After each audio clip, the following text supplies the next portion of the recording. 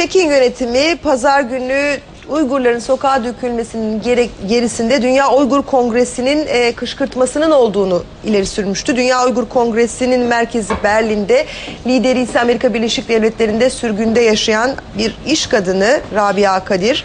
Dünya Uygur Kongresi'nin Genel Başkan Yardımcısı Seyit Tümtürk şu anda Ankara'dan konuğumuz. Sayın Tümtürk, daha önce de sabah konuştuk. Siz son aldığınız bilgileri aktardınız. Ölü sayısının resmi rakamların aktardığının çok üzerinde olduğunu söylediniz sizin duyumlarınıza göre. Öncelikle nasıl bilgi alabiliyorsunuz ve son ulaşan bilgiler ne yönde? Hanımefendi, öncelikle milletimizin başı sağ olsun diyorum. Aziz şehitlerimize Allah'tan rahmet, ailelerine ve milletimize de başsağlığı diliyorum. Öncelikle Sayın Dışişleri Bakanımız Ahmet Davutoğlu Bey'in şu an 2 dakika önce yapmış olduğu açıklamayı memnuniyetle ve saygıyla karşılıyorum. Türkiye Cumhuriyeti Devleti'ne yakışır bir tavır sergilediler ve bizim kalbimize su serptiler. Sayın Başbakanımızın da ben zannediyorum ki gerekli açıklamayı yapacağına inanıyorum. Burada bütün yetkililerimize teşekkürümü arz ederken hangi kanallardan bilgi aldığımızı ifade etmek isterim.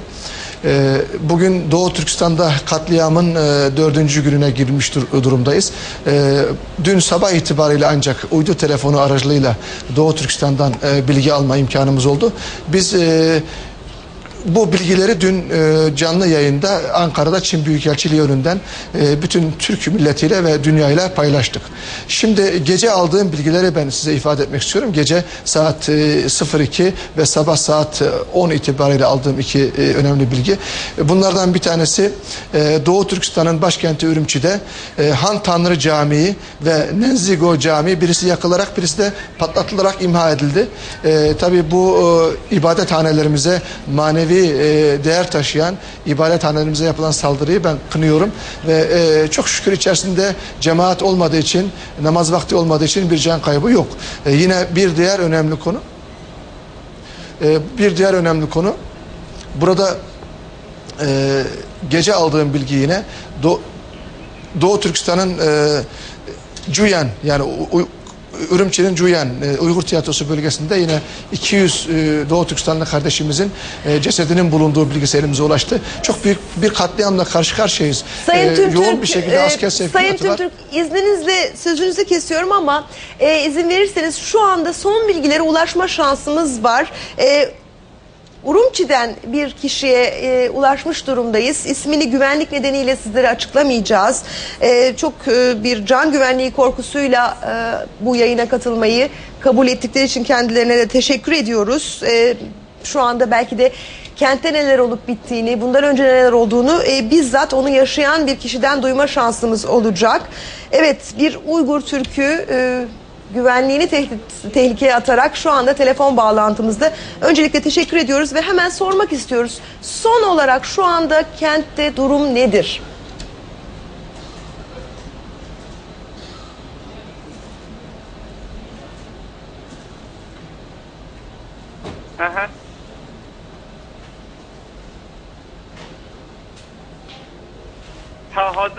Hazırki vaziyette %50% kontrol kılındı bu işler.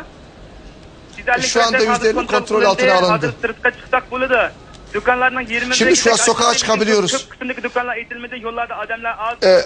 Az bir kısım dükkanlar açıldı ama ya az yani kısmen sokakta hayat devam etmeye başladı. Alo, devam edin siz. Pazar günü ne oldu? Alo. Biraz pazar gününden bahsedelim. Neler yaşandı kentte? 5-sisla düştün ki 1300 nefer öğrenci hükümet binası aldı. 5 Temmuz'da 1600 civarında asker ve öğretim görevlisi Ürümçi'deki valilik binasına giderek orada Çin yetkililere 25 Haziran'daki olan Gangdong'daki katliamın niçin engellenmediği, bu katliamın sebeplerini sordular. Bunun üzerine masum ilim adamları ve öğrencilerin üzerine Çinli işgalci askerler tarafından kurşun yağdırıldı ve 1600 kişinin en az 200-300 kadarı o anda ilk vuruşta katledildi. Peki ondan sonra anladığımız kadarıyla bu kez bölgedeki Çinliler de Uygurlara saldırmaya başladı. Öyle midir? Yani o günden sonra, güvenlik güçlerinin saldırısından sonra bu kez Çinlilerle Uygurlar mı karşı karşıya gelmeye başladı? Tamam. Derhak dürüst aşraf oldu. O gündeki öğrencilerini nahak Dediğiniz gibi oldu diyor. O gün diyor öğrencilere diyor sırf niçin devlet orada Gangdong'daki katliama engel olmadı diye sordukları zaman buradaki öğretim görevlileri profesör öğrencilere 1600 kişiye kurşun yağdırdı ve o gün gece de evlerde evin içinde katliamlar gerçekleşti. Polisler evlere basarak en az o gece diyor 2000 kişi tutukladı diyor ve onlarca yüzlerce insan öldürüldü diyor. Akbarat kanallarda o günden beri diyor bütün devlet televizyonunda diyor sanki Çinlileri Uygurlar öldürüyor gibi yalan haberler bütün Doğu Türkistan'da, Ürümçi başta, Doğu Türkistan'ın başkenti Ürümçi başta her tarafta yanlış ve yalan propaganda yayınlandı diyor. Gösterilerin ardındakilerin idam edileceğine dair haberler alıyoruz. Tutuklananların akıbetine ilişkin bilgi alabiliyor musunuz? Alo, başka için telefon anlamadım ben. Tutuklananların akıbetine ilişkin bilgi almak mümkün oluyor mu? Götürülenler, evlerden toplananlarla ilgili.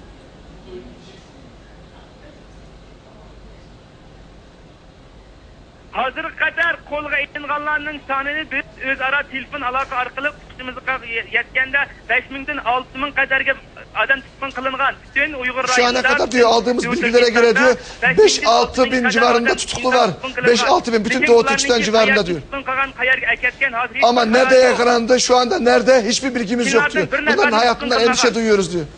Çinlilerden bir kişiyi bile tutuklamadılar diyor. O kadar Müslüman Türk'ü katletmesine rağmen bir Çinli bile tutuklanmadı ama en az 5-6 bin civarında Doğu Türkistan'da Türk tutuklandı diyor. Çok teşekkür ediyoruz. Kendisini daha fazla zor durumda bırakmak istemiyoruz. Gerçekten de can güvenliğini tehlikeye atarak bu yayına katıldı. Bu Uygurlu Türk ve olaylara ilişkin yaşadıklarını şu anda Urumçi'deki durumu bize aktardı. 6000 kadar tutukludan söz ediliyor.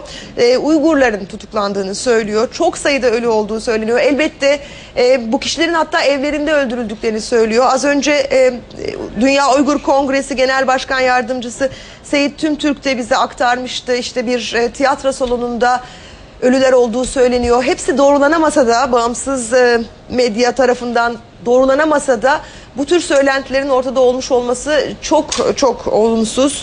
Çin yönetimi resmi rakamları çok farklı aktarıyor.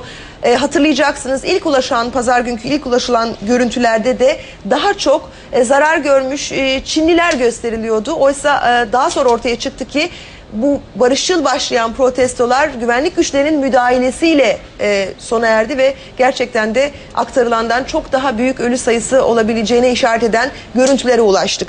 Şimdi de yeniden Ankara stüdyomuzda bulunan Dünya Uygur Kongresi Genel Başkan Yardımcısı Seyit Tümtürk ile konuşacağız.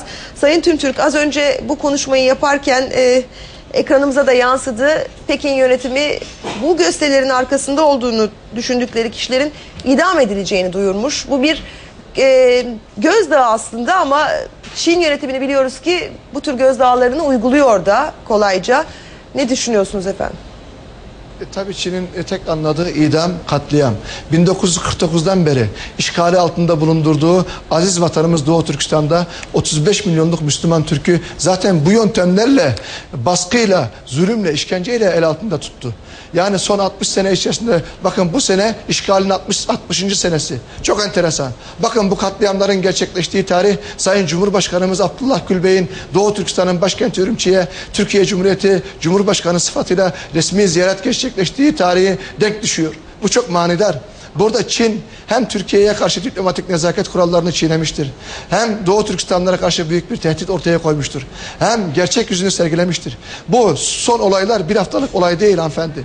Bu olaylar 1949'dan beri son 60 sene içerisinde Doğu Türkistanlılara asimilasyon politikaları, soykırım, aile planlaması, nükleer denemeler, nüfus kaydırmalar her türlü insan hakları ihlalleri uygulaması ve son olarak da işçi köle olarak götürülen kızlarımızın Guangdong eyaletinde çalıştığı oyuncak fabrikasında Çinli işçilerin tacizine maruz kalması sonucu kızlarımızın ve gençlerimizin olaya müdahalesiyle soğuyan olayların 02'de gece yatakhaneler basılarak yüzlerce kardeşimizin şehit edilmesi, katledilmesi ve ertesi sabah 7'ye kadar süren bu katliama Çin güvenlik güçlerinin ve işgalci güçlerin müdahale etmemesiyle sebep olmuştur. Evet. Bir hafta sonra Ürümçi'deki bu katliama tepki koyan öğretim görevlileri ve üniversite öğrencileri 1600 kişi ilk etapta bu tepki koyan 1600 kişi kurşuna dizilmiş ve en az 600 kişi orada şehit edilmiş. Son 3 gün içerisinde 600 kişi. Bugün aldığımıza göre 1000'e yaklaşmış sayı. Şimdi Doğu Türkistan'ın her tarafına bu katliamın olumsuz etkileri yansımış ve Kaşgar başta Gulca, Aksu, Hoten bütün Doğu Türkistan hattına bu ayaklanma sıçramış durumda. Bunun müsebbibi Çin'dir. Sayın Tümtürk çok teşekkürler yayınımıza katıldığınız için. Süre itibariyle burada bırakıyoruz ama bu konunun takipçisi olacağız elbette. Doğu Türkistan bizim tarihten bugün de bağlarımız olan bir bölge. Uygur Türkler Dışişleri Bakanı Davutoğlu'nun da söylediğimiz gibi akrabamız. Yine de hatta burada bırakamayacağım, size bir soru daha sormak istiyorum bu noktada. Siz şunu düşünüyor musunuz? Aslında biliyorsunuz Tibet mesela dünyada çok sahiplenilmiş bir dava oldu. Çin'in Tibet'te de sorunu var. Ama Doğu Türkistan, Uygurlar bu kadar sahip çıkılmadı. Bunun gerisinde acaba Uygurların yani 11 Eylül sonrasındaki siyasi iklim midir, Müslüman olmaları mıdır Uygur Türklerinin? Evet. Bakın hanımefendi, biz elhamdülillah Müslümanız. Şerefli dinimizde de her zaman iftihar ederiz. İslam dini terörü reddeder. Ama 11 Eylül olaylarında Amerika tarihi bir hata yaptı. Global İslami teröre karşı benle var mısın dediği zaman Çin'le işbirliği yapmak için Çin'in öne sürdüğü sen Doğu Türkistan İslam Partisi'ni terör örgütlerini teröristlerini alırsan ben de seninle global İslam'a karşı mücadelende işbirliği yaparım dedi ve Amerika tarihi hatayı yaptı. Hiç olmayan Doğu Türkistan İslam Partisi'ni terör listesine aldı. Böylelikle Çin işgalci komünist yönetimi 35 milyon Müslüman Türk'ü liberalini, demokratını, cumhuriyetçisini, her kesimini İslam Partisi ve Doğu Türkistan terörü diye ilan etti. Adeta bütün Doğu Türkistanlılar radikal İslam'la özdeş gösterildi. Bu sebeple Batı'nın İslamofobisi, Türk fobisi depreştirilerek Doğu Türkistan davası izole edilmeye çalışıldı. Bunlara nispeten başarılı oldu. Burada ben dün Çin Halk Cumhuriyeti Hükümet Sözcüsü'nün beyanatını kısaca değerlendirmek istiyorum. Şunu söylüyor. Olayların arkasında Dünya Uygur Kongresi var diyor. Ben bunu şiddetle reddediyorum. Ben Dünya Uygur Kongresi'nin başkanı Rabia Hanım'ın da ben başkan yardımcısıyım ve bütün teşkilatlardan sorumlu genel başkan yardımcısıyım. Bütün teşkilatlarımıza biz bir hafta önce talimat gönderdik. Dedik ki Çin büyük bir katliama hazırlık yapıyor. Dikkat edin. Doğu Türkistan'da bir katliam olabilir. Sakın provokasyonlara inanmayın ve sokağa çıkmayın. Bu provokasyon girişimi boşa çıksın dedik. Ve ben bunu Amerika'nın Sesi Radyosu aracılığıyla 10 gün önce bunu arşivlerden bulabilirsiniz. Doğu Türkistan'a yayın yaparken bütün halkımıza sabrı ve sükuneti telkin ettim. Çin bunu bildiği halde bütün olayın sebepçisi bizi gösteriyor. Ben bunu reddediyorum. Doğrudur. Doğu Türkistan'da bir terör var. Doğu Türkistan'da 1949'dan 2009'a kadar 60 yıldır Çin Halk Cumhuriyeti işgalci komünist rejiminin devlet terörü var. Düşünün hanımefendi. Kapalı bir rejimde, komünist bir rejimde masum halklar, ezilmek üzere olan halklar, asimile edilip imha edilmek üzere olan halklar nasıl terör uygulayabilir? O insanlar sokağa çıkmaktan aciz. Elinde çakı bıçağı dahi yok. Tek tabanca dahi yok. Nasıl terörist olabilir? Bugün Çin paramiliter güçlerine, Çin milliyetçilerine, Çin ırkçılarına askeri ve polisin silahlarını vererek onları Doğu Türkistanlar üzerinde ayaklandıran ve bugün Çin devlet televizyonundan Çin hükümetinin Doğu Türkistan'ı kontrol etmek için atadığı Van Luçen'in beyanatını söylüyorum. Van Luçen diyor ki Doğu Türkistan'ı işgal eden hiçbir Çinli Doğu Türkistan topraklarını terk etmeyecek. Siz göçmen olarak gelmiş olabilirsiniz ama burası sizin vatanınız. Siz korkmayın. Çin Halk Cumhuriyeti Devleti sizin arkanızdadır diyor. Hayır. Çin Halk Cumhuriyeti Devleti'nin toprakları değildir orası. Orası Xinjiang değildir. Orası Doğu Türkistan'dır. Xinjiang kelimesi de kendileri de itiraf ediyor. Diyorlar ki Xinjiang kelimesiyle yeni işgal edilmiş topraklar olduğunu Çin hükümeti kendisi de itiraf ediyor. Ben buradan ilan ediyorum.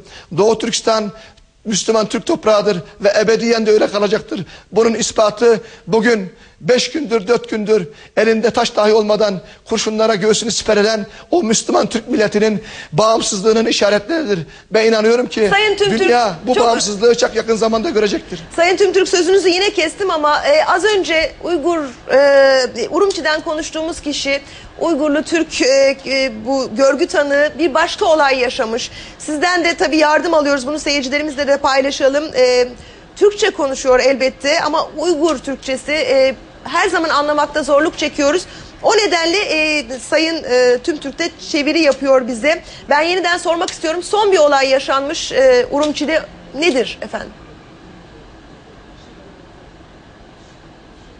Urumçi'de yeni bir vaka yüz gruptu. Ne oldu hazır iştikten bırak. Hazır yeni yüz bergen vakadan benim tepkili haberim yok. Ben sırf çıkamadım. Lekin Hoş. 5-ci saatni tatib hozirga qadar mening bilishimcha o'lganlarning soni 1500'dan 2000 qadar yetganini aniq bilaman. Şu anda diyor çok teferruatlı bilgim yok olaylarla ilgili ama diyor şu an elime geçen bilgi diyor olayların patlak verdiği günden bugüne kadar ölü sayısı 1500 ile 2000 civarında diyor. Bizim dolaylı yönlerden aldığımız haberlere göre diyor. Evet. Hoş Furkan sözden. 1500-2000 kişi bu yeni ulaştığınız bilgi. Şu anda kentte durum sakin mi? Yeni protesto gösterileri düzenlenecek mi? Bu konuda bilgi edinebilir miyiz? Hozirga qadar yeni namoyish, yeni voqeani bilmadim. Lekin mening boshqalarning telefon orqali o'qishimda boshqalarning tafsili o'zlari birishidan 1500'dan 2000 kadar şu anda yetken çok detaylı bilgi bilmiyorum ama telefon trafiğiyle mahalle arkadaşlarımdan aldığım bilgi ben bunları toplayarak aldığım bilgiye göre de 1500 ile 2000 civarında Doğu Türkistan'dan öldüğünü telefon trafiğiyle mahalle arkadaşlarımdan aldığım bilgiyle ben söylüyorum diyor. 1500 ile 2000 civarında ölü var şu anda diyor.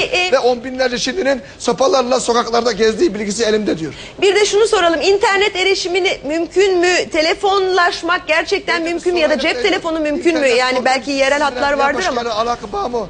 Ya ki başka telefonunu veren alak kılıç mümkün mü? İnternetini 5-ci saatdan başlap to'xtatgan, hatta telefondan kontrol iliqliq aloqalashib bo'lmaydi hozir. Keyinchi bir 5 Temmuz'dan beri diyor internet, telefon, bütün iletişim araçlarının hepsi kopmuş durumda diyor. Çok teşekkür ediyoruz kendisine. Biz ve sizin Sayın rahmet eğitimizdeyiz. Seyit Tümtürk, size de çok teşekkür ediyoruz yayınımıza katıldığınız için. Biz bu konunun takipçisi olacağız ve Doğu Türkistan'da Şincan Özerk bölgesinde olanları anı anına size yansıtmaya devam edeceğiz.